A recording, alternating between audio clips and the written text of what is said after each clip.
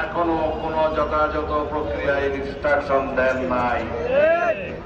আশা করব এই জাতিকে আশ্বস্ত করবেন, জনগণকে আশ্বস্ত করবেন, অতি শিগগির যথাযথ প্রক্রিয়ায় প্রধান উপদেষ্টার কার্যালয় থেকে সেই মেসেজ আপনি নির্বাচন কমিশনে প্রদান করবেন। আমরা চাই বাংলাদেশে যে নির্বাচন সর্ববিশ্বতে অনুষ্ঠিত হবে এই নিরপেক্ষ সরকারের অধীনে, সেই নির্বাচন যেন পৃথিবীর মধ্যে একটি দৃষ্টান্ত স্থাপন করে। এটা অবাধ সুষ্ঠু নিরপেক্ষতায় যেন একটি জ্বলন্ত প্রমাণ হয়, সারা পৃথিবীর কাছে প্রশংসিত হয়, এর স্বচ্ছতা নিয়ে যেন কোনো প্রশ্ন না ওঠে।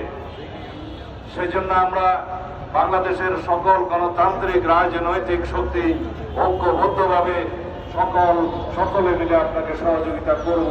তোদের সহযোগিতা করতে আমরা অঙ্গীকারাবদ্ধ, এই জাতির কাছে আমরা অঙ্গীকারাবদ্ধ।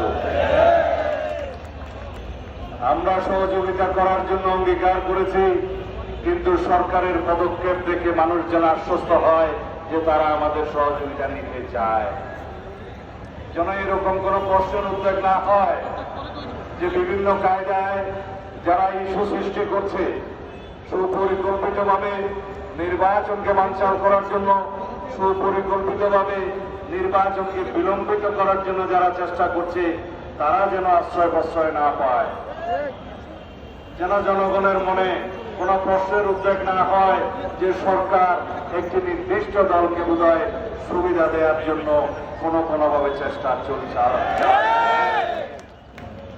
আমরা প্রত্যাশা করি নাই ফ্যাসিবাদী পতিত শক্তি গোপালগঞ্জে হোক আর যেখানে হোক গণ অভ্যুত্থানের শক্তির উপরে হামলা করার সাহস পাবে।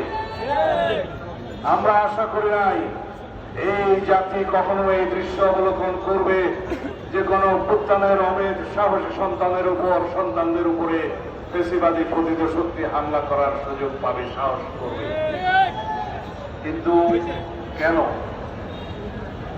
এই কেন জবাব হচ্ছে যারা একটি নতুন রাজনৈতিক দল সংগঠিত করেছে, যাদের এখনো রেজিস্ট্রেশন নাই, তারা অনেক আবেগ তাড়িত হয়ে অপরিকল্পিতভাবে এমন সব রাজনৈতিক কর্মসূচি দিচ্ছে, সেই রাজনৈতিক কর্মসূচির কারণে আজকে সারা বাংলাদেশ অবলোকন করল জাতির যারা গণ অভ্যুত্থানের অগ্রসেনানী তাদের উপরে পতিত ফ্যাসিবাদী শক্তি হামলে করছে। সুতরাং বাবারা, রাজনীতির ময়দানে আরো অভিজ্ঞতা সঞ্চয় করার জন্য আমরা